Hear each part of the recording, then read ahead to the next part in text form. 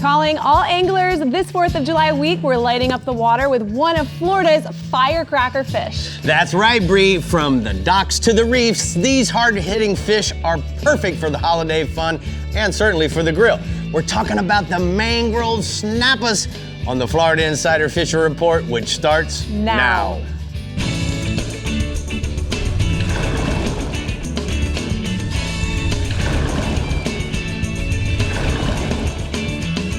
Welcome to the Florida Insider Fishing Report, presented by Yamaha.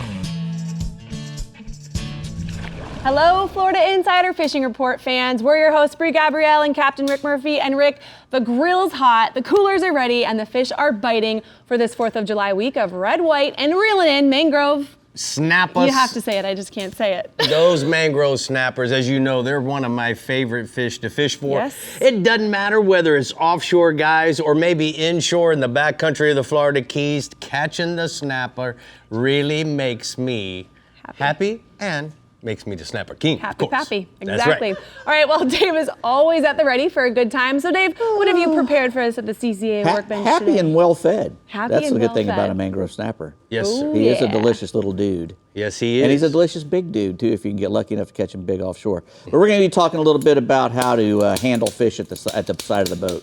All kinds of stuff. That's here. a good thing to talk about. That's right. All right, well, we're seeing fireworks in the Northwest region, reeling in some of the mangrove snappers Captain Jeff Hageman has been showing us lately. Start the celebrations off, Hag. Mangrove snapper can be found throughout my region in a variety of depths, anywhere from 4 feet on all the way out past 120. They like to be on structure, so rocks, bridges, pilings, reefs, wrecks, anything that's got any kind of relief to it, you're going to find snappers on. They're absolutely great to eat. One of my top fives, one of my favorites to put in the fryer. They have great eyesight, so as light a fluorocarbon leader as the water clarity dictates, and you want to use as small a hook and as small a lead as possible. Anywhere from 15 to 30 pound leader. If water clarity, like I said, is good, go down on your leader size. Weight, as small as you can get away with, small circle hook. Knocker rigs work really good for them. They don't feel the actual weight of the lead when they pick the bait up. If you leave a little slack in your line, it'll let them pull it out a little bit, and you can feel that bite and give you an extra couple of seconds to get a reaction and get that hook into them. Also, free line works really good for them. If you free line a bait in the current, feed it back to them. Use a little bit of chum to get them fired up. Live shrimp, live sardines, small pinfish are hard to beat. And like I said, that chum bag and cutting up some fresh dead bait drifted behind the boat in the tide will help them get fired up. Most of our fish average from 1 to 3. Those bigger mangs can be found a little bit deeper. And speaking of some bigger snapper, Captain Rob Davenport of Big Nasty Charters out of St. Pete reports a good red snapper bite right now. The big red snapper bite can be found in anywhere from 130 to 200 feet of water. Look for them on higher in the water column for those bigger fish. I always say that when I'm talking about red snapper, those bigger snappers will get on top of the smaller snappers in the stack, so adjust your depth of your bait when you're dropping those baits down. Knocker rig with 60 to 80 pound fluorocarbon leader. A 6/0, 7/0 trocar circle hook works really well for him. 6 to 8 ounces of lead. Dead bait has been his first choice, but he's also doing pretty good right now on those butterfly jigs. And I got a great red snapper photo from Captain Rob. Nice. All right. Let's go ahead and go inshore, bub. It's scallop time. Captain Bobby Brady out of Stan Hatchery reports her area is all about the scalloping right now. The water's clear. Scallops are pretty plentiful. If it's too hot to fish right now, get in and swim, grab a snorkel and mask, and jump on in. Better scallops are in right now 3 to 6 feet of water. Look for that brown, mossy grass bottom. Wait for the sun to get up a little bit before you get out there. Those scallops will come up out of the grass and show those blue eyes for you. They're also an excellent table fare and a lot of fun. It's an Easter egg hunt underwater. And for the most novice saltwater adventure out there. Staying inshore, Captain Corey Palmer out of Tarpon Springs reports a great snook bite right now along the outer islands and passes, Clearwater to Anclote. Live sardines and pinfish has been his best bait right now.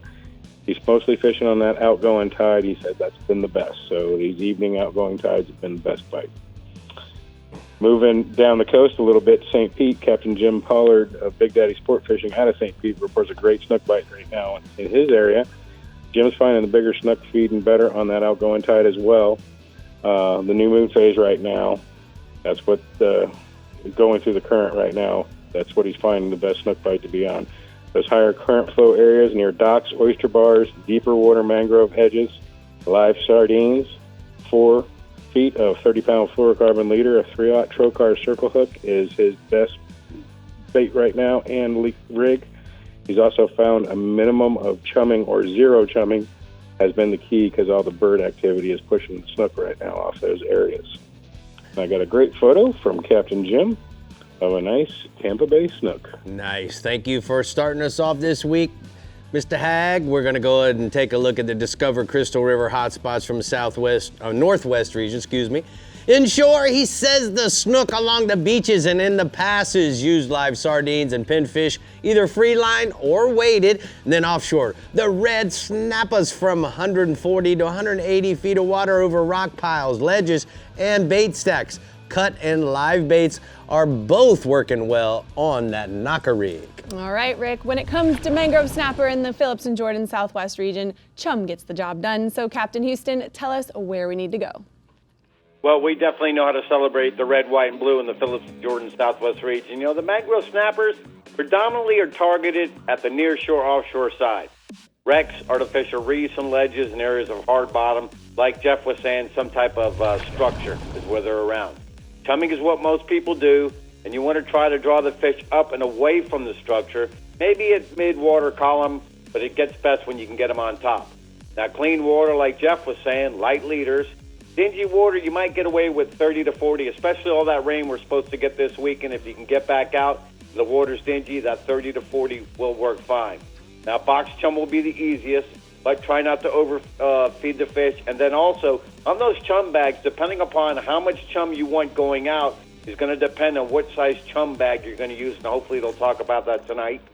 Flatlining, fish at the top, you know, use bright-colored jig heads. You can also use quarter-ounce to 3/8-ounce weights. Chicken rigs will also work. If fish are on the bottom, also knocker rigs. Cut baits would be squid, herring, sardines, live pilchards, and along with some smaller fish, and strongly recommended 2 to 3/0 circle hooks. And I've got a nice offshore mangrove snapper recently caught while Captain Davis Olson. That's the type of mangroves you can get in the southwest region up to that size. Nice. All right, what else you got this the red week? groupers. Now, Captain Bo Johnson from the North reports, you know, he's strictly looking for the quality groupers, and he's hitting that 155 to 175 range. Instead of fishing in the shallower, like 130 and beyond, he doesn't want to be weeding through fish. The depths of 155 to 175, Bo tells me, you hook up, you get them up, fish are in the box. Not only that, he's doing something a little bit different. He's strictly using frozen baits that can be bought at your local tackle shop, like herring, cigar minnows, and squid. That's what Bo's using. He says he's not doing real well in those depths on the live baits such as pinfish, but he is telling me you want to be using 60 to 80-pound leaders, depending upon the current, anywhere from 6 to 10 ounces of weight. And Bo's telling me 2 things: being on the bottom's a must, and being ready. And I've got a nice red grouper recently caught while fishing with Captain Bo Johnson up to the north. Whoa. All right, let's go inshore, Ronnie.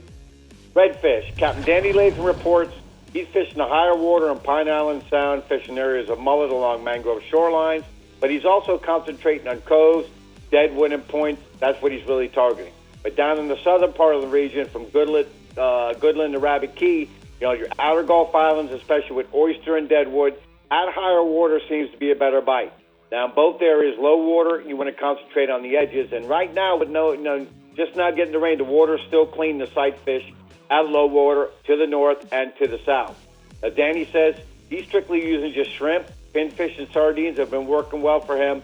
But to the south, live pilchards, pinfish, cut baits, half-ounce gold spoons, the bass assassin 4-inch sea shads, the water's still clean, specifically in golden brim, or the 3-inch gulp. It's a little darker silhouette, new penny in color, and I've got a nice oversized redfish recently caught while fishing with Captain Chris Broom out of Goodland.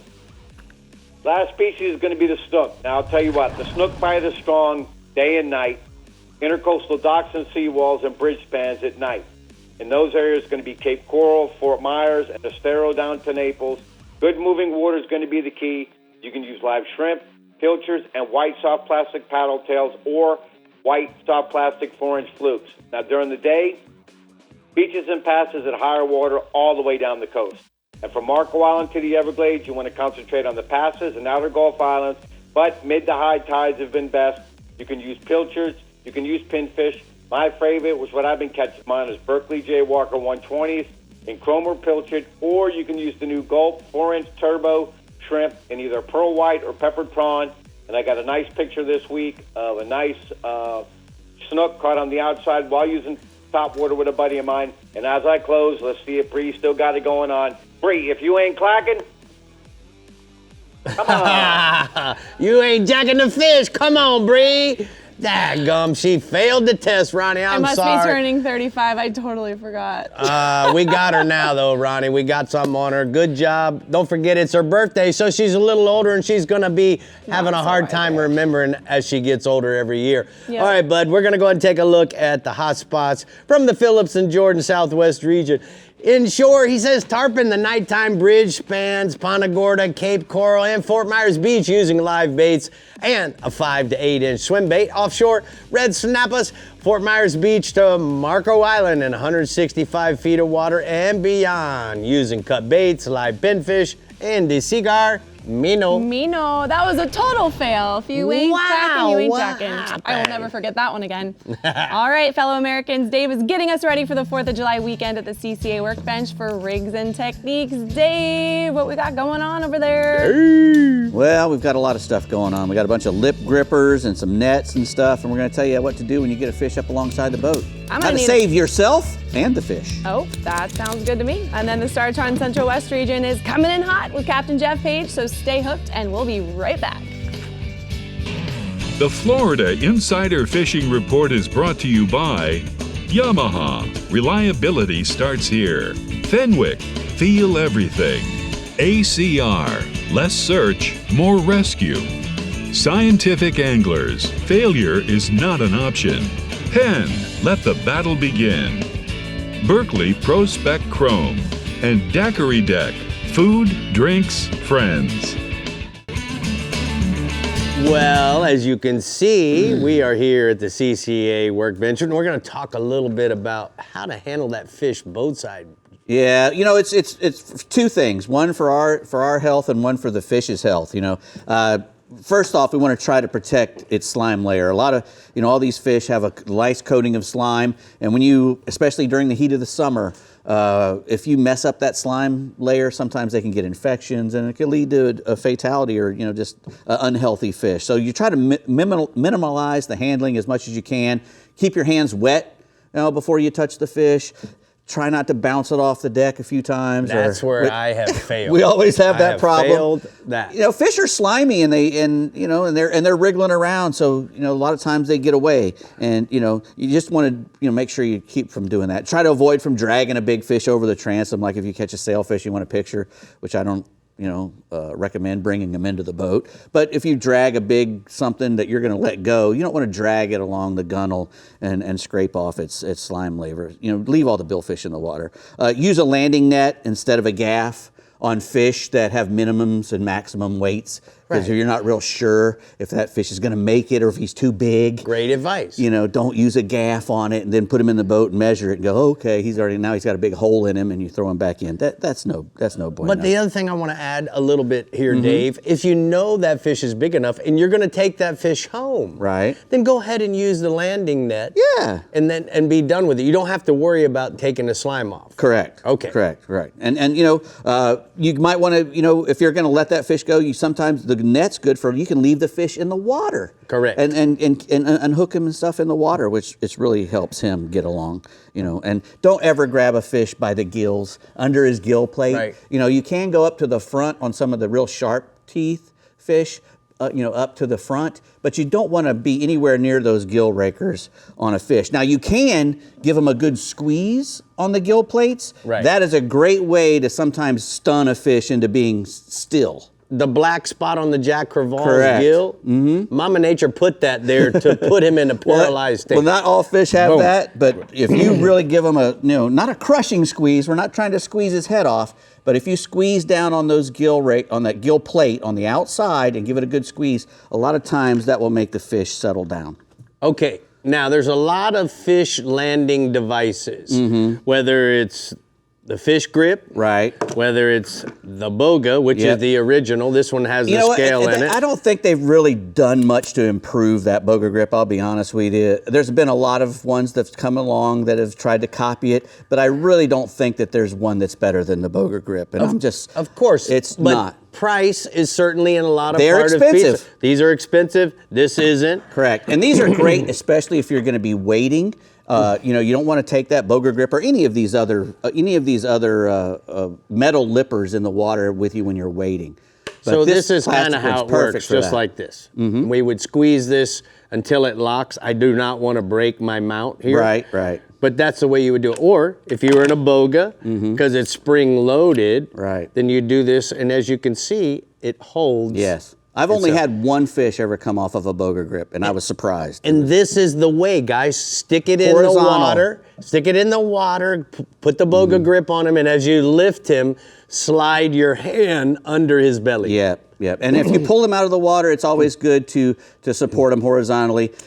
And I don't, you hear a lot of people say, well, their internal organs get crushed and all that. I don't believe that. No. There's never been a study that says that because fish jump out of the water all the time and are vertical, tarpons and everything. So their gravity's working on them when they do that. I just think it's a good thing to do, and it helps the fish. You think it's a must-have dehooker, Dave? Yes, for two reasons. One, for when you're dehooking bait, you're not holding them and handling as much. Right. And not only that, a lot of these bigger fish you can use a dehooker on as well. And you don't have to handle the fish as much. You can do that by holding the line and the dehooker and just whoop, and you don't have to worry about it. And speaking of that, while you're going on your next point, here's a great dehooker combination hook remover that Ray makes from R&R Tackle. Right. So guys, you can go around the line to help you pull the hook out.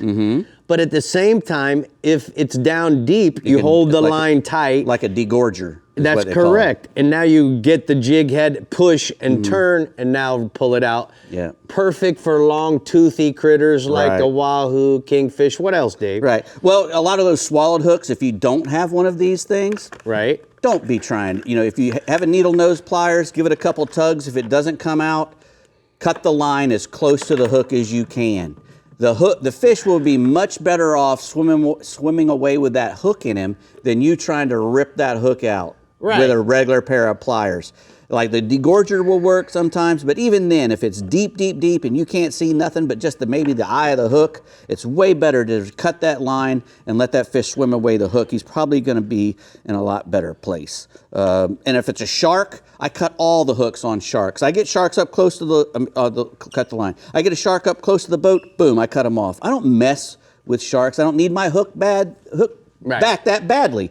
I like my fingers, I like me. So there you go. Man, that was the quickest 5 I've ever had. It was quick. When they say take 5, take 5. I need 5 more, don't you think, Bree? I totally agree with you guys over there. Dave, we like you too. Huh? Okay. You said you like me. We love you too. This Independence Day in the Star-Trek Central West region, the grill is hot and so is the snapper bite. So let's light it up with Captain Jeff Page. Yes, it is, and I'm wishing everybody out there a happy, safe 4th of July. And in the Star-Trek Central West region, we not only have an offshore mangrove fishery, but we have a really good inshore one as well. But starting with the offshore, I'm sure other guys have mentioned it. They like to hold on hard bottom areas, ledges, even springs, and they're going to go where the bait is. So that's why a good bottom machine, and not everybody makes a good one nowadays, with side scan, with overhead vision, with all that stuff. You're going to find the bait stacks. Captain Chris Seeger is a master at reading that bottom machine, and he says seeing the bait stacks is really crucial in catching those snapper. Chum bags are important, but you don't want to over chum them, and I'm sure somebody's mentioned that. Randy Towell always says get them fired up a little bit, then pull them chum bags in and just throw little pieces you can cut, and then you can put one of those small pieces on a hook. and drop it down to them. But live pinfish will get the bigger ones, live threadies, live pilchards, and anywhere from a 2.0 to a 5.0 light wire trocore circle hook will get the job done. Fluorocarbon leader, probably heavy as you want to go for that mango, at least in my region, is 30, 40 if it's dirty water. But 20 to 30 pound test fluoro is going to be your best leader. Use a long shot of leader because they're very wise to that braid. And also pay attention to your bottom machine. And with these new trolling motors, with the anchor lock mode, you can jog all around that structure and go back to anchor lock, look at your machine, move a little, vice versa. And it's a real good combination versus pulling up an anchor. Eric White, who you know real well, Rick, he's been doing real good off of Venice, catching his limit of mangs along with red snappers. And Kalen Olayer out of Stump Pass Marina. Good mang fishing right now. Water's warm, fish are a little deeper, 150 feet even. But as we get into the winter months, those fish will move in real close to shore, and you can catch them on pieces of shrimp or a whole shrimp on a 1/4 to a 3/8 ounce jig head. My photo tonight is in honor of one of the persons in the photos. That's two captains from Apollo Beach. The bigger one is Art Snooky Bear Pava, and the man on the right, I believe, that's Captain Billy Nobles, who passed away a couple months ago, and he was a monster at catching those mangrove snapper. All right, let's go offshore, bub. Red snapper, staying with the snapper theme, which I know you love. It's the #1 sought-after species right now, and we're open for another month, almost over a month, along with the groupers. No problem getting their limits. All the guys going out. The water, again, 150 feet on out for the better red snappers, live pinfish, live threadies, live pilchards, standard bottom rig will get it. I've got a really nice photo tonight of a happy lady angler with a nice red snapper she got with Captain Bo Johnson down the south part of our region. Moving inshore, tarpon fishing, still #1 game fish on the inshore scene right now. Lots of charter captains and recreational as well. Since the full moon of June, the fish have broke up a little, but they're still up and down the beaches. And a lot of times, Rick, you're not going to see them on top very long, but you can find them with your side stand. Corked pinfish, corked threadfins have been the bait of choice, but don't be afraid to put a dead bait on the bottom if you know there's fish going by your boat. There's been some really good fish on the south end of Siesta Key and just north of Pointer Rocks as well, and then down by the Venice Fishing Pier. My tarpon photo tonight, that is Mark, I hope I pronounced him right, Murname, with a nice Central West tarpon caught with Captain Ray Culver Jr. And my last species, Snook. Nighttime I'm talking because it's so hot out in the day. These thunderstorms are helping, but that nighttime snook fishing remains strong, and we've had some higher tides at night this week than we have in the day. Captain Dave Parmalu down there in Venice has been going from the Venice Jetty north to Blackburn Bridge and south down to Lemon Bay, fishing all the bridges and dock lights and doing real well with live ladyfish and live silver mullet. The Berkeley stick shad in the pilchard pattern has been a good lure also to work, and the juke. I have my last photo tonight, two happy men with a nice big snook they caught with Captain Dave Parmalu, the Mad Snooker. Thank you so much, Captain Page. Great report. We're going to go ahead and take a look at the daiquiri deck hotspots.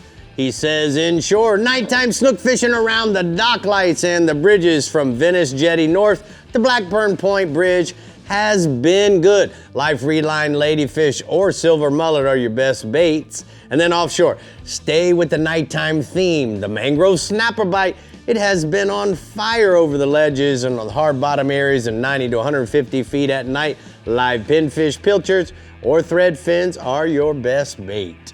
All right, well, it's time to snap up a new boat in the CCA Florida Star Competition presented by Yamaha. The two Carolina skiffs, Seabourn, Spider Vapor, and the Micro Draft skiff are all still available. There have been 4 star tag redfish recaptured by anglers who who were not in the competition. The last one was this weekend in the Panhandle. Wah, wah.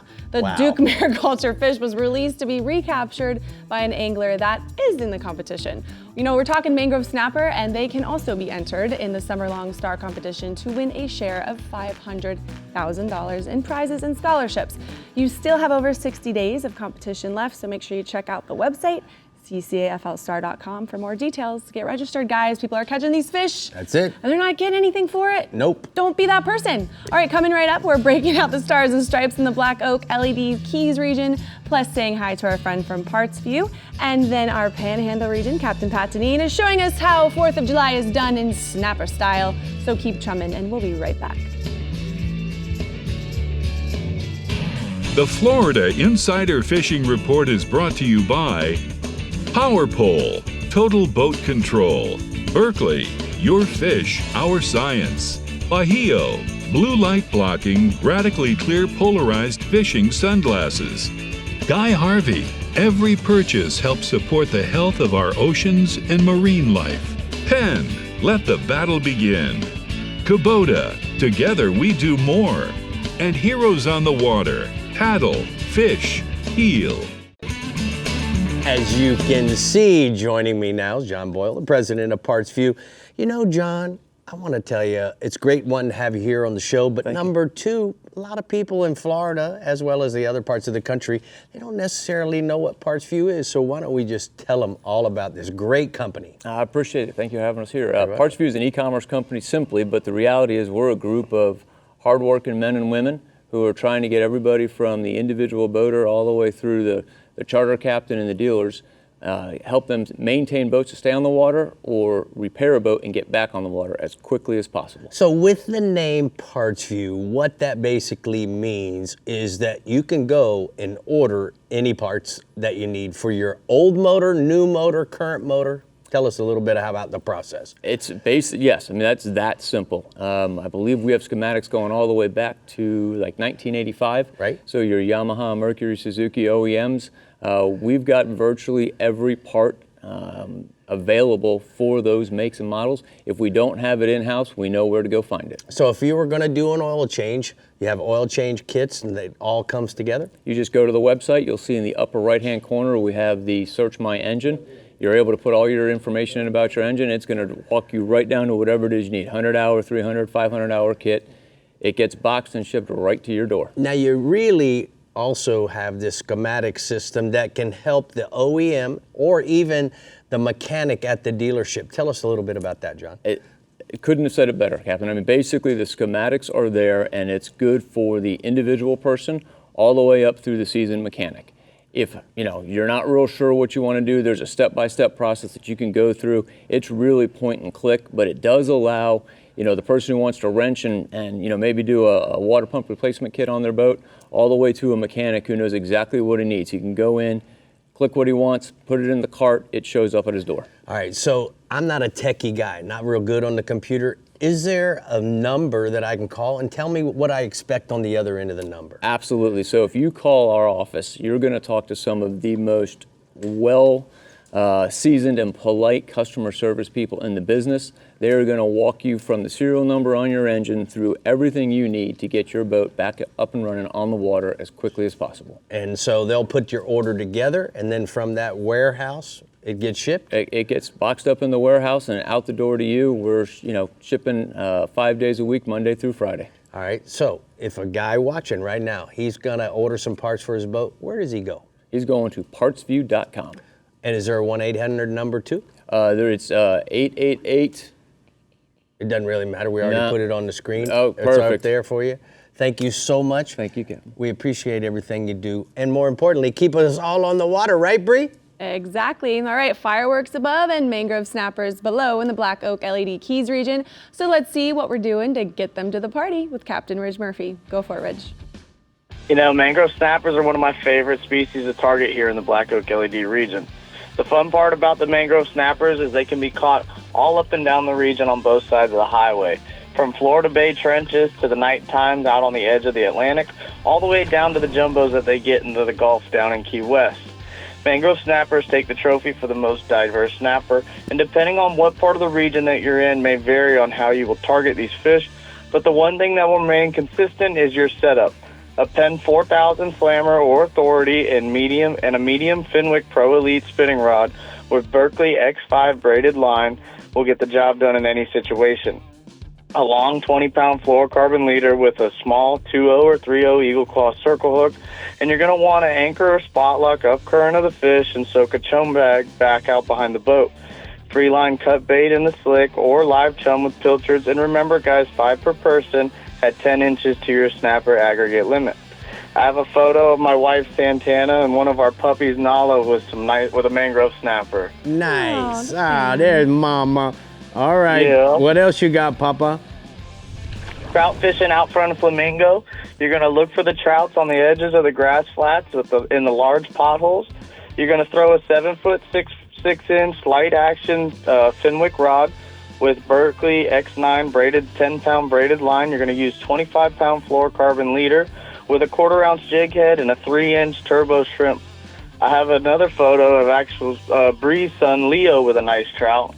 What? Look who's photo bombing in the back. Look at that face. I'm talking about mine, of smiles, course. man, And all Leo, he's a smiles. good-looking little boy himself. He's all right. He's my man. That's a trout man. All right, what else? Come on, let's go offshore, Rich. And we got mahis in 700 to 1,200 feet of water. You're going to look for the scattered weed lines and birds. We fished earlier in the week and had some good luck running and gunning until we got into the bite. We found the right set of birds, and then we trolled from set of birds to the next set out in 1,200 feet of water.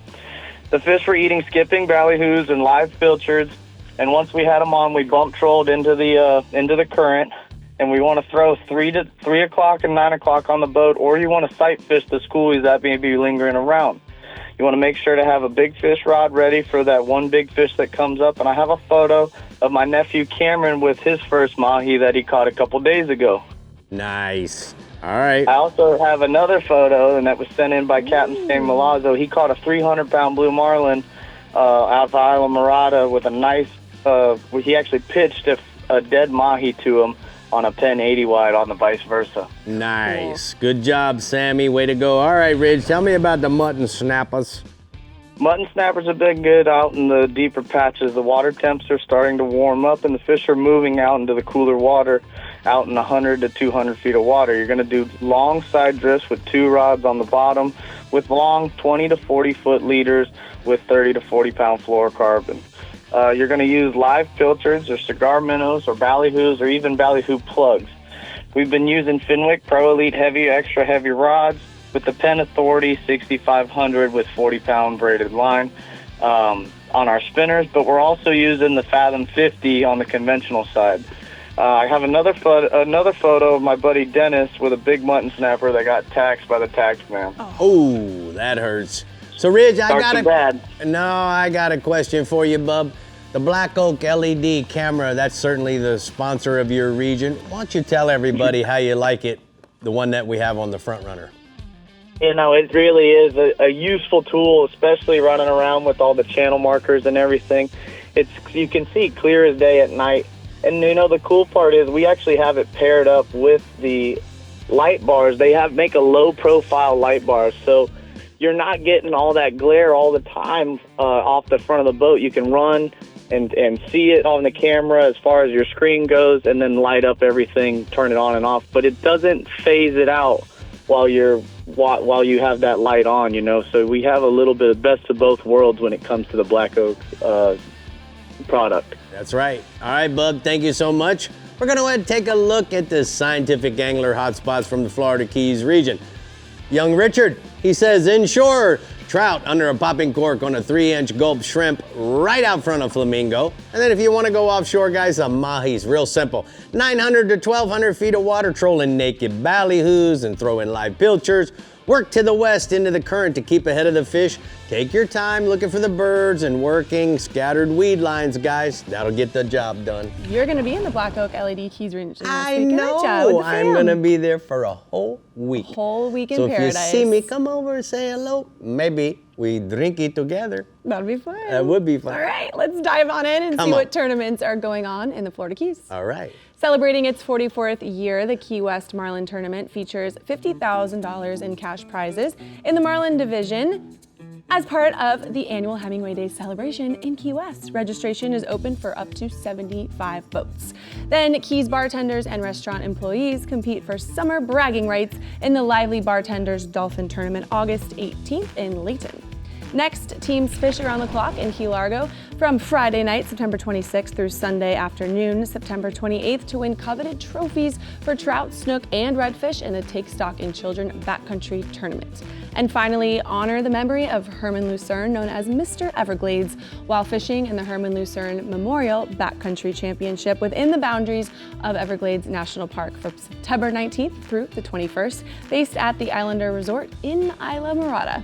For more information on Keys tournaments, go to flakeys.com. Do that. Do that. All right, well, it's time to get ready to drop a line and light up your fourth snapper style in the Panhandle region with Captain Pat Deneen. Hello, Pat. Hey, Bree, how's it going? I'll tell you what, we do catch mangrove snappers up here, also locally known as black snappers. We catch them year-round in the Gulf. We primarily catch them in the summertime back up in the bays. Either place, either Gulf or bay, they're going to be structure-oriented. In the Gulf, you find them on the wrecks and on the natural limestone, bottom, the natural reef areas. In the bay, it's going to be around the bridges, the docks, and the jetties. And the deeper water nearby, generally the better. So the bridges near the inlets and the jetties near, obviously near the inlets. Currently, the inshore mangrove snapper fishing is going to start picking up into July and into August when it really gets well. They respond very well to chumming, either with cut menhadens, cut pilchards, or live baits, or like Bridge mentioned, a chum bag. And then you want to use live or dead pilchards for bait, or chunk baits that they cut pinfish is a really good inshore mangrove snapper bait. You want to use some light terminal tackles, up to maybe 12-pound, 10-pound leader in the bay, 25, 30-pound leader out in the Gulf. And then in the Gulf, they're going to run up to about 12 pounds. And in the bay, they're going to, if you find your 2-pound mangrove snapper in the bay, you did really well. Mostly they're going to be barely legal or short. But the mangrove snappers are very popular up here in the Panhandle, as are the red snappers. And the snappers opened up the beginning of June, and they're still catching some really nice snapper catches going on. And usually live bait is going to outfish the cut bait. Mostly it's going to be live cigar minnows or herrings. So I was talking with a charter in Destin this past week. They were fishing on the Destination, and they were having really good luck using cut bonita chunks for bait. It was outfishing the live baits 2-to-1, they say. The best catchers are coming in 120 to 200-foot depths of water. And there's a photo of that group that I was talking to in Destin from the charter boat Destination with a really nice catch of red snappers, mingo snappers, and a couple mangroves thrown in there as well. So the snapper fishing is going off really well up here in the Panhandle. Tell us about inshore, bud. Rick, the report's coming from Lucky Chucky over in Navarre. He's been doing really well with redfish, fishing on the north side of Santa Rosa Sound, working the residential docks, primarily focusing on docks that have a bigger boat lift on it. Generally speaking, there's going to be a deeper hole there near that boat lift, or docks that are near the canal mouths or creek mouths, little bayou mouths. He's looking for those deeper pocket holes and sand potholes. He's fishing a live shrimp under a cork, or he's casting a net, catching some small minnows around the boat ramp for bait. A lot of undersized fish are coming in, but there are some nice ones being caught as well, that upper slot to over slot. There's a photo of Lexus she's from Cutoff, Louisiana. She was fishing with Chucky this week. They caught some really nice redfish up there in Santa Rosa Sound. So nice. Had a great morning. Finally, the speckled trout inshore has been very good, working the bayou mouths in the eastern part of the Choctawhatchee Bay, the deeper grass flats, the points. It's primarily been an early morning bite, but we have had a lot of cloud cover and rain lately, so that does extend that morning bite a little bit deeper into the morning time. Chumming with pilchards or menhaden is a pretty standard practice. Cast a net, get a live well full, liberally chum with some live baits, and then float live bait under a cork or a free liner bait. You can also expect some big Spanish mackerel to show up, some bluefish to show up, and sailcats, especially if you're on those big open exposed points in the bay. All right, Pat, thank you so much. Great report from way up north in the Panhandle. We seem like you're in another country sometimes, Pat. Thank you so much. keeping us on track of what's happening up there. We're gonna go ahead and take a look at the heroes on the water, Panhandle region. He says, inshore, run the buoys, the floats, and the markers around St. Vincent Island. Looking for the triple tails during the morning before the sea breeze kicks in, guys. Use live shrimp under a float. That'll get the job done. Offshore, bonitas, they have been blitzing on fry minnows off of Destin. Lots of fun on an 8 to 9 weight fly rod. Cast gummy minnows and tiny streamers to catch them gummy. You know, it really does feel like he's in a different country. Like, he's just so far from us down here, but I think we should book a trip with him. It's been a few years, for me at least. I know you go with him quite often. You see this face? So jealous. You see this face? This is how What I'm face is that? This is how I'm when I'm ready to go see Pat with you. Let's go. Okay, let's go. Dave Farrell can come too because Pat is his friend. He's got some Taco Marine new products ready to spark some interest over I at do. the I was CCA just there this past weekend. Of yesterday. course you were. I was there yesterday. Oh. And he was correct. Mama Farrell to cook for us. I caught all those trout and those big sail cats on my Berkeley So shrimps. he ain't lying. He ain't lying. He ain't It's lying. exactly true. All right, and then we're headed to the Casa Vieja Lodge Southeast region to see how Captain Jimbo Thomas is bringing in the fourth with fish fun and fireworks. Don't go anywhere. The holiday action's just getting started. We'll be right back. The Florida Insider Fishing Report is brought to you by Alta Equipment Company, where uptime matters. Ameritrail, load, launch, relax. Abyss Battery, power your pursuit. Rodan, set it, forget it, catch more fish. Discover Crystal River, Florida. Bass Assassin and Saltwater Assassin, best lures, period. And Black Oak LED, never be left in the dark. Well, we're getting ready to troll the edge with Taco Marine here at the CCA workbench. And guys, we got some cool products for you. Dave's gonna get right to it. One of my favorite, we're gonna start with there, the Berkeley Pro Spec Chrome Braid.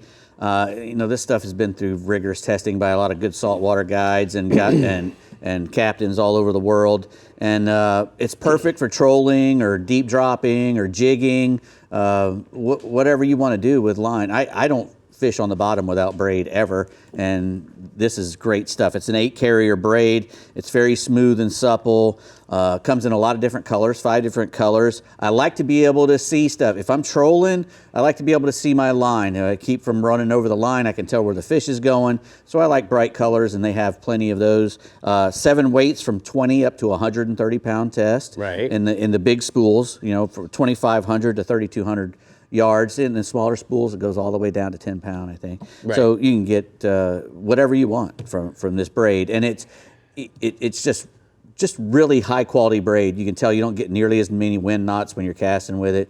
It's just really smooth and doesn't catch on itself, which I really appreciate. That's where do we go to buy it, BerkeleyFishing.com. All right. Next, we have the Starbright FSR, which is a fiberglass stain cleaner. It cleans up all those nasty stains on your boat.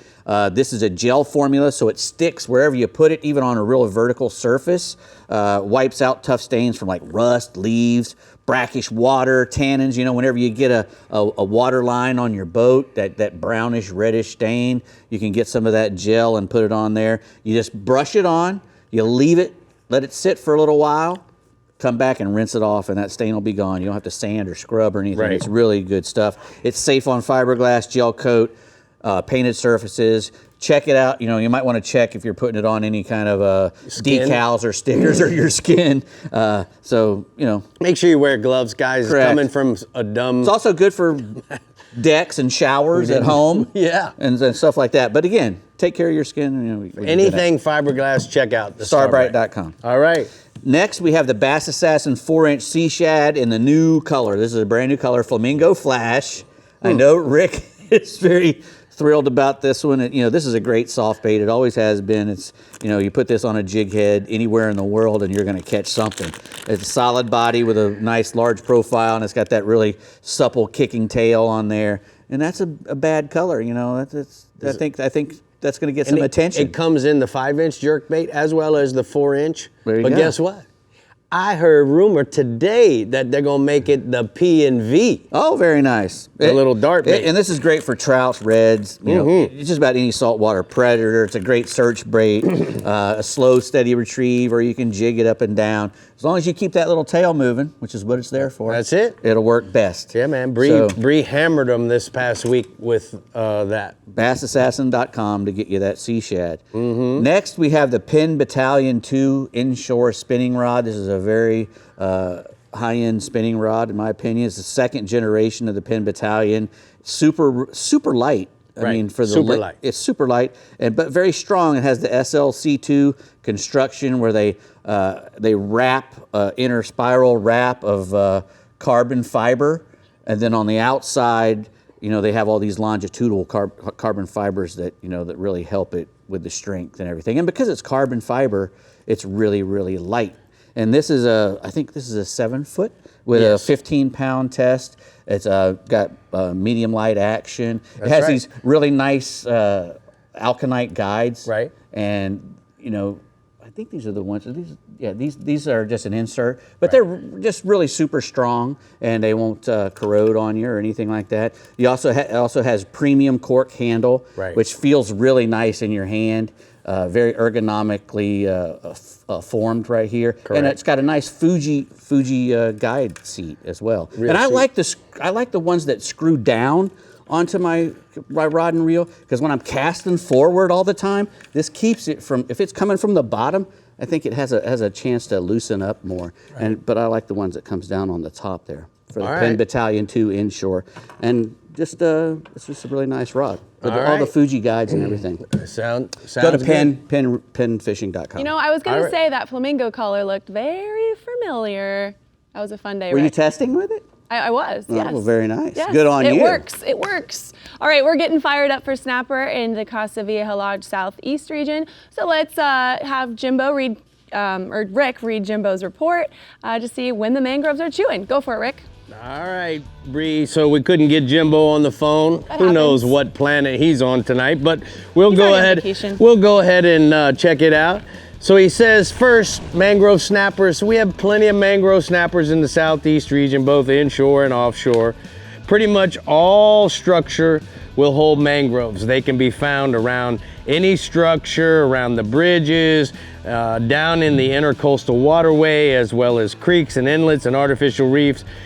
Captain Wayne Kahn aboard the Reward fishing fleet off of Miami Marina tells me that his favorite time for the mangrove snappers is the middle of May through August, and lately he's been finding some fish 1 to 3 pounds, an occasional larger one up to 6 pounds, anchoring and drifting live pilchard, cut sardines, silver sides over the reef, and hard bottom in 50 to 60 feet of water with 20-pound tackle and a 30 to 40-pound mono or fluorocarbon leader, and a 1 to 3/0 circle hook is enough to hold the bottom, will get the job done.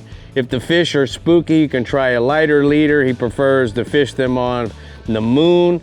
Says the bite usually doesn't start until after 9:30 or 10 p.m. He recommends chumming with cut chunks of bait versus block chum. There's a photo there. The photo is one of many big mangrove snappers that has been caught aboard the Reward fleet off of Miami. Staying offshore, Bree, the offshore report is Dolphin. The Dolphin fishing remains consistent offshore. They have been mostly schoolies, 3 to 6 pound range, from 5 to 18 miles offshore around the Sargassum. At any time of the weed lines has been scattered most of the time, but it's been impossible to fish through it when it's scattered like that. So look for the big mats.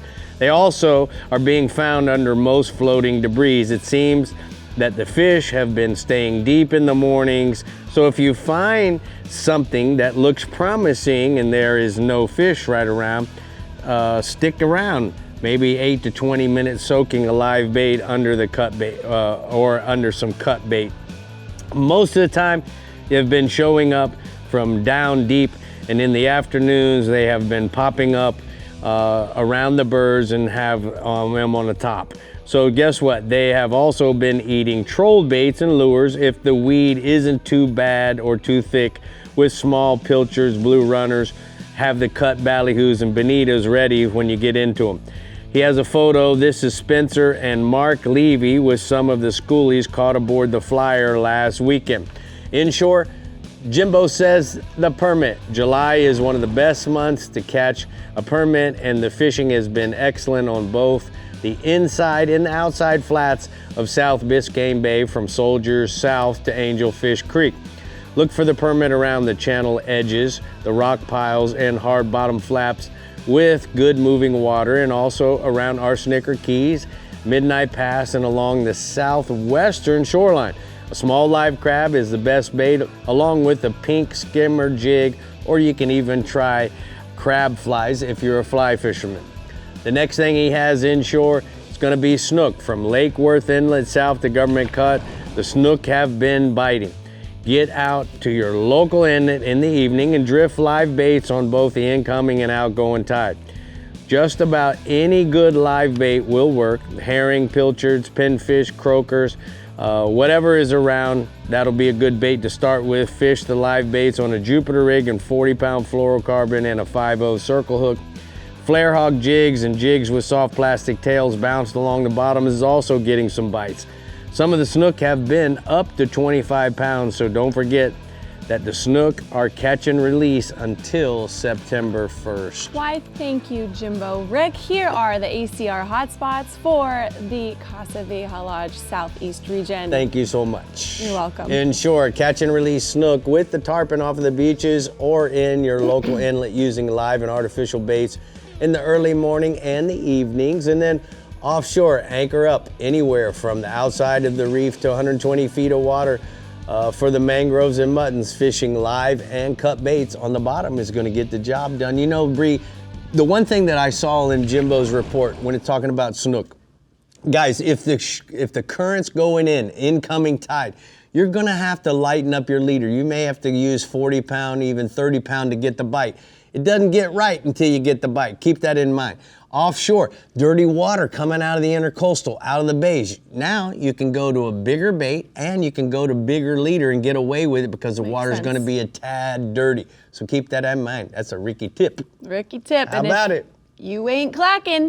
you ain't jacking. Okay. Right. All right, Floridians, if you're dreaming of blue water and big game, listen up. Okay, that's right, Bree. You know what? The 44th annual Key West Marlin Tournament, it's set for July 23rd through the 26th during the heart of the legendary Key West Hemingway Days in Key West, Florida. Yep, last year's tournament reeled in a whopping $268,000 in cash payouts from the Marlin and Funfish divisions. Wow, that's a lot of dough. So, guys, bring your crew, bring your family. Key West is certainly calling you. Yep, make sure you get all the details and lock in your spot now at keywestmarlin.com. But you know what? It's time to stay tuned for red, white, and a whole lot of bite in the Central East region and then some in the Northeast region with none other than Captain Tommy D. That's it. That's it. And then remember, if you are hooked on fishing in Florida, then don't miss a thing. Swing by our website, smash that button on Facebook, the one that says like, reel us in on X and Instagram, and cast on over to our YouTube channel,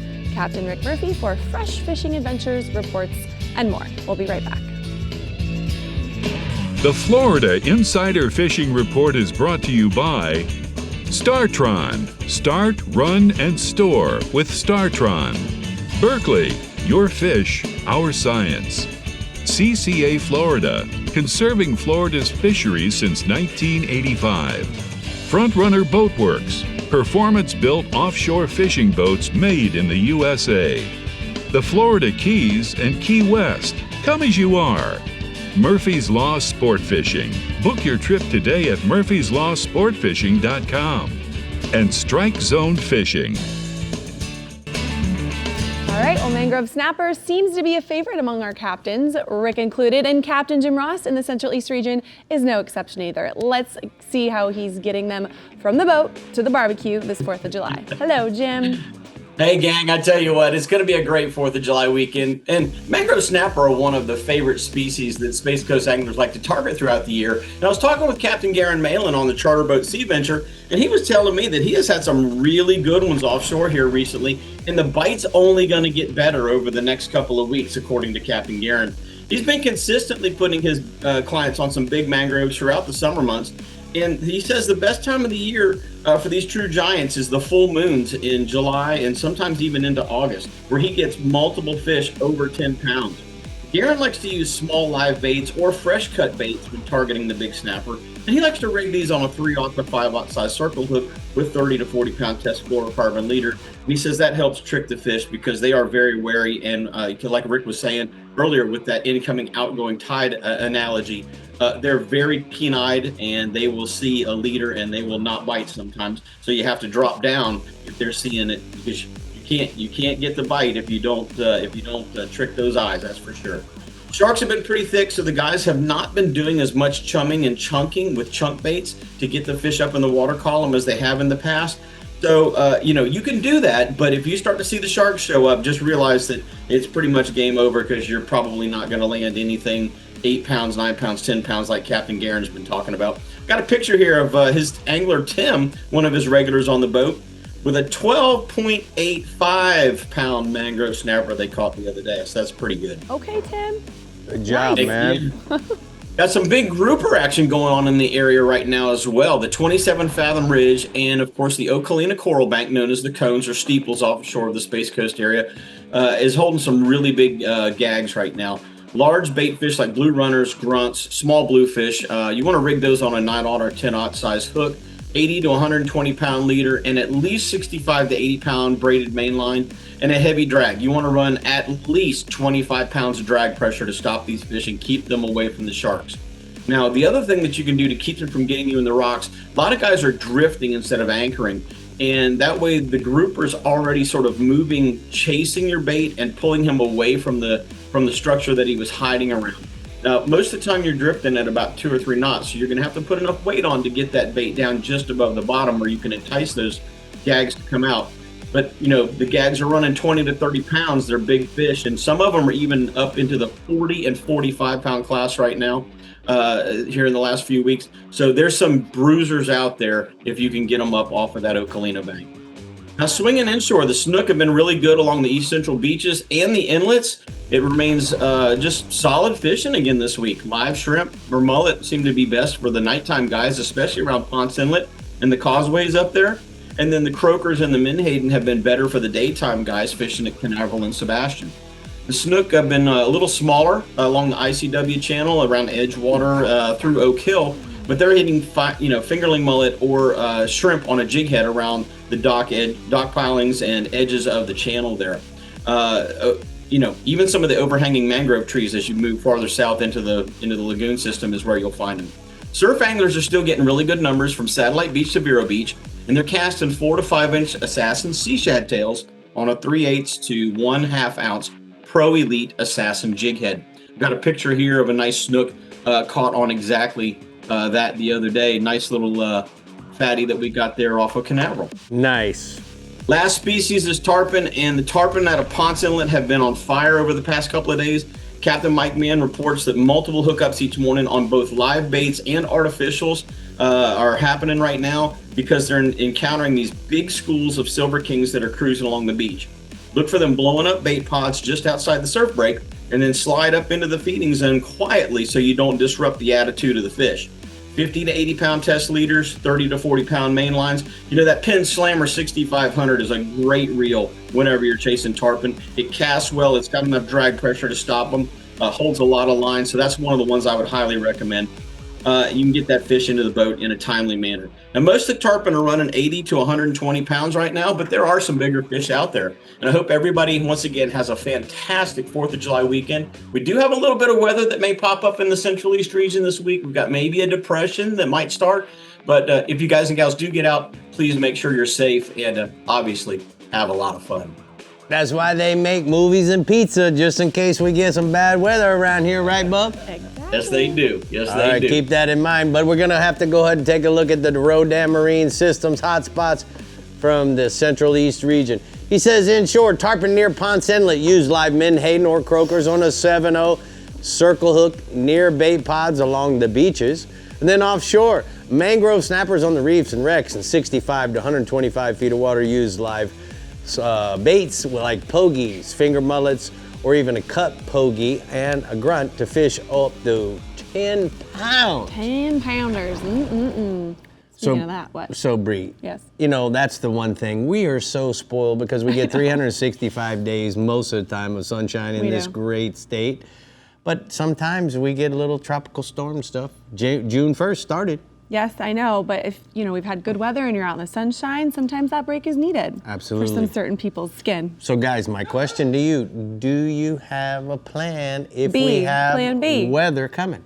Yeah. Make sure we're gonna have a tip here at the workbench pretty soon about what you do around hurricane time. Perfect, sounds good. All right, well, there's lots to talk about in the Northeast region, specifically monster snapper for the fun weekend ahead. So Captain Tommy Derringer, show me your mangoes. Wow. All right, Bree. Yeah, happy 4th of July to everybody. And, you know, there's drinky poos, too. That's the other thing you can do. Ooh, that. Yeah, that kind of stuff. So, hey, we've got some world-class mangrove snapper fishing here in the Northeast region. You know, we catch some huge ones, like some really, really big ones, and we like to call them mangoes. Now, I've talked a little bit about those spawning mangrove snappers this season, but from right about now through the end of summer, they tend to get really fired up. I spoke to a couple of our offshore snapper slayers, and they tell me that the mango bite has been great so far, and it's perfect timing to talk about them. You know, we're heading into a full moon. I think it's about mid next week, and that's when they really group up. They're going to be schooled up and spawning, and you're typically going to find those mangoes on bigger ledges in about 100 on out to about 140 feet of water. And if you're fishing the bottom, you know, you can use a variety of live or dead baits, but really, you know, the most fun, I would say, and the most effective way to catch those mangoes is to chum them up towards the surface. You know, Jim was saying the sharks are bad, and, you know, they do get bad, but that is a fun way to do it. And when they spawn around those full and the new moons from about May through most of the summer, you can start chumming them to the surface, use chunk sardines, cut pogies, cut bonita, really any kind of dead or cut baits. And you're going to want to downsize your gear. You know, use a long 20 to 30 pound fluorocarbon leader. Go with a smaller, maybe 2 to 3 aught Eagle Claw circle hook, and then just float a chunk of that chum on your hook back behind the boat. And, you know, those fish, they're averaging like 6 to 10 pounds up here, but we get them up to even 15 pounds. Sometimes we get some giants. And the mangoes are also chewing inshore right now. You know, just about any of the docks throughout the region are going to be holding some decent size keeper snapper, especially the ones closer to the inlets. Live shrimp for those guys, or even better, one of those little tiny finger mullet. Put those on a small circle hook or saltwater sass and jig head. That's the way to go for those inshore snapper. And I've got a photo here. Captain Jason Hadges, who's one of our mangrove snapper experts, he sent me this picture of one of his happy clients with one of our big old mangrove snappers. How could he not be happy? That's beautiful. Nice. Also offshore, guys, the kingfish bite has been solid this week throughout the region. They seem to be everywhere, kind of scattered from the beach all the way out to the ledge. There's been some big fish on the beach this week as well. Slow trolling pogies in anywhere from 20 to 60 foot. That's been the go-to and always is the go-to method for that kind of thing.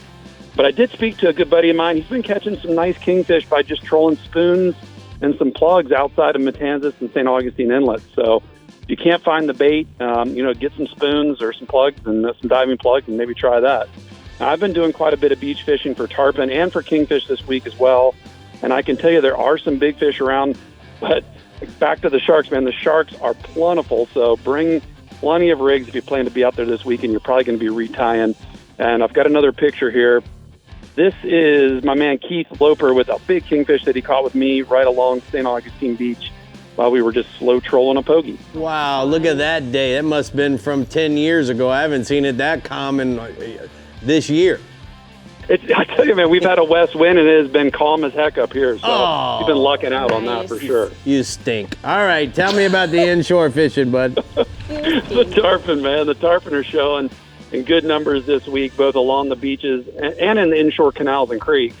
I spoke to my brother, Captain Todd Derringer. He tells me he's been on a great tarpon bite in those creeks and canals. That's from about Ormond Beach, even further south from Ormond Beach, all the way up to Palm Coast. And he's just looking for rollers, and then he's going to toss a big live shrimp or a decent-sized finger mullet under a cork right in front of those fish. Those creek and canal tarpon, they're running about 20 to probably 40 pounds.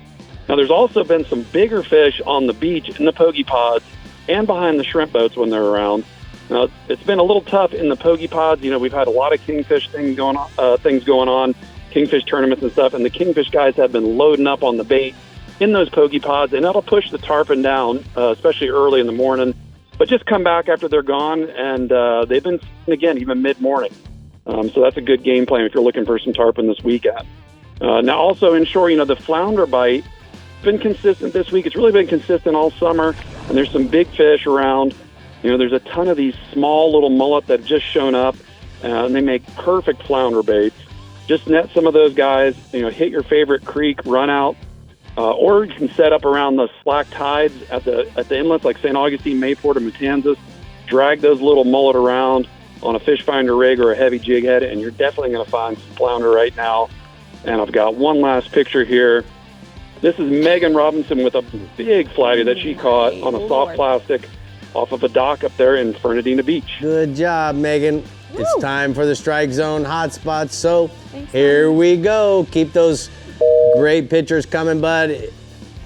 He says inshore, the flounder around the jetties, the docks, and other structure near St. Augustine Inlet use live small finger mullet on a fish finder rig around the low midday tide, and then offshore kingfish on the beach and on the near shore reefs from 5 to 15 miles out. What do you think? 4 to 15 miles out. 4 to 15. It matters. All right, if you're cruising around Florida, do it with a cause and rock the Conserve Florida's Fisheries license plate. Your $25 goes straight to supporting clean water, restoring habitats, protecting marine life, and teaching folks about our coastal environment.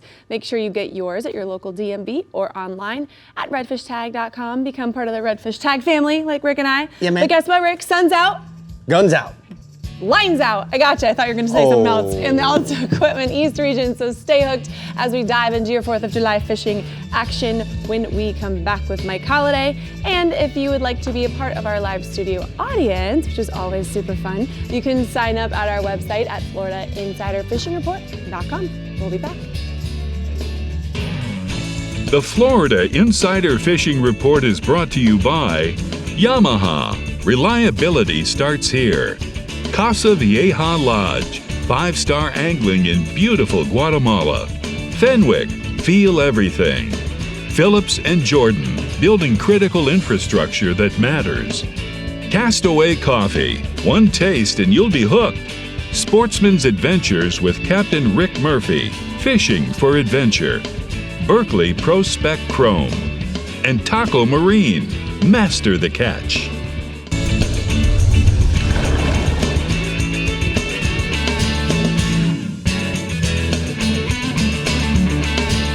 Today's Power Pull tip is about the new PartsVu 4.2-inch touchscreen display. The PartsVu is sleek, low profile, and controls all your Power Pull products from one device right here on my dash. The first tab is my anchor tab. I can run my Power Pull anchors up and down. I can also adjust my speed setting from fast, medium, and slow. The next tab over is my charge tab. I can see the voltage of all my trolling motor batteries and my engine battery. I can also adjust the priority if I want more power to the trolling or more power to the engine right here from the display. And if my motor won't start, I can even initiate an emergency start. And the last tab is the Power Pull Move screen. We took the Power Pull Move remote and put it right here on a touchscreen, so you're used to all the great controls.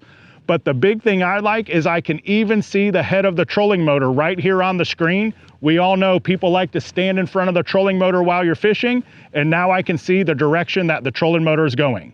To learn more about the Power Pull View, go to powerpull.com, and that's your Power Pull tip. So, Bree, yes? I give up. On what? Which part? No, ain't those guess shoes? Oh, So yeah. I'm guessing. I give up. What's the answer? What do you mean, what's the answer? Guess shoes. Well, they're red, so the answer's always They're red. the right color. That's what they are. They're the right color. Yes. All right, if mangroves are on the holiday menu, there's some big ones swimming in the northern end of the Alto Equipment East region. So let's see what we need to do to catch them with Captain Mike Holiday. Hollywood. How you guys doing? Man, we just messing Big around. holiday weekend coming. Yeah, man, we just jacking around. Clocking. I hear you. So July through September, really off for the best mangrove snapper fishing in my region. They move closer to the nearshore rock piles and inlets, and they gang up on the reefs to spawn. The best action in my area takes place along the 65-foot ledge north and south of Fort Pierce. and also along the 6 Mile Reef, the Peck Slave Reef, and the reef lines in 55 to 80 feet of water off Palm Beach County. You'll also find plenty of mangrove snapper inshore along the seawalls and rock piles and bridges. The ones that are closer to the inlets in my region are the ones that are best, and it seems like the fish are more aggressive on the slack tides. They come out of the structure to feed. A lot of the best mangrove snapper fishing in our region takes place at night, which is a really nice way to beat the heat. And for bait, it's pretty hard to beat a pilchard, a threadfin, a sardine, or a sand perch, either live or dead. You can also use ballyhoo chunks, bonita strips, or even cup mullet. And a lot of anglers like to add a jig head or some weight to their baits to get them down when they're offshore. Get them past those smaller, more aggressive school fish. Average mangrove snapper in my region is going to be 1 to 4 pounds. And I want you to check out this nice nighttime mangrove snapper photo from Captain Jonathan Earhart of Chaos Fishing Adventures. That fish came off Reef and Hope Sound in 30 feet of water on a dead sardine. Man, thanks for sending that in, guys. The other summer sailfish bite, it's on fire right now in the Alta Equipment East region. Good bites are taking place in 90 to 150 feet of water off Hope Sound, off Jensen Beach, and off the St. Lucie Power Plant. Those fish are just, they're really spread out, traveling in small schools of anywhere from like 3 to 6 or 7 fish. So keeping baits in the water after you hook up will also, often result in multiple hookups. You can troll ballyhoo or mullet. I like to put a pink or a blue and white skirt on them when I'm targeting sailfish. Or you can slow troll live threadfins or pilchards or sardines. Live goggle eyes out on the kites. They're getting the big bites and the big numbers of fish right now. And it always pays to put a couple baits down deep if you're drifting. See if you can get those fish that are moving down deeper in the water column. Average sailfish in my region, 40 to 50 pounds. And I got a photo that I shot. This is one of a handful of sailfish we caught this week in 135 feet of water. We were fishing off of Hope Sound, and that fish ate a Spanish sardine. Cool. All right, let's go inshore, bro. Well, we're on a building moon. The full moon's like a week out. That means the best catch and release snook action is going to take place in those pre-spawn staging areas. So, out on the beaches, the shorelines and bridges that are near the inlets. And don't, overlook the nighttime bridge fishing as a way to beat the heat and getting a good mixed bag of snook and tarpon on the flow and tide. At night, the fish like to really get on those crab runs and feed on them. The biggest fish will be up in the brackish areas of Loxahatchee River, the St. Lucie River, and the spillways in those areas. Don't overlook the spillways this time of year. You can target the fish at first light with topwater plugs, saltwater sass and dye dappers or sea shads. The mullet colors seem to work best for them. If you go to a live mullet or pilchard or threadfin during the heat of the day, you'll do pretty well in that heat. Around the bridges, the Artemis shads, really any color. Work them down the shadow lines. That's going to get the bite. Average snook is 8 to 15 pounds. And Captain Ed Zyak sent me this shot of a big snook they picked up. They got that fish along the mangrove shoreline on a topwater plug. The other bite we got going, the spotted sea trout bite has a small window right now, like from first light to about 8:30 in the morning, but it's really been on fire. The flats in front of Big and Little Mud Creeks, the double bars off Middle Cove, the grass pump areas off around Bear Point and the North Bridge Flats. The majority of these fish are small. They're like 10 to 14 inches, but you can really rack them up once you find them. Guys are catching 60 fish a morning. There's also been a decent big fish bite along the docks on the western side of the river off Walton Road and off St. Lucie Village. You can throw live shrimp or pinfish on a cork, but really no reason to do it. Soft plastics like a saltwater assassin, drunk monkey, or 10W 40 colored shad. If the water's dirty, you might throw that new flamingo flash colored shad. That's been working really well in dirty water. I have a sea trout photo from Jason Arman. He got that nice, it's a 28-inch trout. Came on a saltwater assassin little tapper along the west bank dock line in the Indian River. Wouldn't tell me exactly where, but nice, really nice trout to see in June. The nerve of that guy not telling you where it was, but then you're putting him on there. Nice. Tell me about the bass, my man. Well, the water levels are still low on the Kissimmee Toho chain, so the best action really remains out in the deeper holes in the lakes. Out by the shell beds and the sandy spots in that deeper water. You want to find that deeper water that has good hydrilla around it. I was talking to Captain Steve Niemiller at bassonline.com. He said when you find that, work the edges of the hydrilla with a black worm with a blue tail. That Bass Assassin RSB worm, that's the worm to throw right now. You can work suspending jerk baits. If you do, you got to work them super slow. Cast them out, pull them down, and just let them sit idle and either drift up or just sit right there. That bite's going to come when that bait is sitting still. And then there's been a few fish on the Kissimmee grass in close to shore, but really the better action close to shore has been later in the day after the rains have come through and dropped the water temperature, and get some water flowing around the mouths of those canals. You can throw lipless crankbaits or a Senko rig, Senko style type rigging of worms. Any of the darker colors have been working right now. It's a 20 to 30 fish day right now. Average fish is 1 to 3 pounds, and fish on tow up to about 7 pounds. All right, bud, thank you so much. We're gonna go ahead and take a look at the TH Marine hotspot from the East region. He says, inshore, tarpon, redfish permit, eating crabs into Fort Pierce Inlet on the outgoing tide. Live crabs drifting along the tide line is what you're gonna catch them. Also offshore, sailfish in 100 to 140 feet of water off the St. Lucie power plant. Slow troll or power drift with kites. Use live thread fins, sardinis, or maybe a pilchard. Sardinis. All right, Sardinis. anglers, we are celebrating Independence Day Florida style with lines tight and rods bent. But stay with us so we can tell you what we're catching next week. We'll be right back. What is it? Next week, we are diving for some lobster. That's one of my favorites. What are these things for, and who are these for? This is for you. America. You. Me? Listen, there's Happy not birthday. many people can be born on Independence Day, the 4th of July. I'm pretty independent. And Spencer's born on July 3rd. Oh boy. My little boy. But she's got a July whole 3rd. holiday named I after know. her. Hey, you know what? It's always a party. It's Yeah, always I'm fun. sure it is. 35, staying alive. All right, blow Thank your you candle guys out, for all the. please. Okay, but there's only one. I need like 34 more. We didn't want to start a bonfire. Don't put your hair in there. I thought you were gonna smash it. 35. Oh, Happy 4th of July, guys. bye, Stay guys. safe. See you. Happy birthday.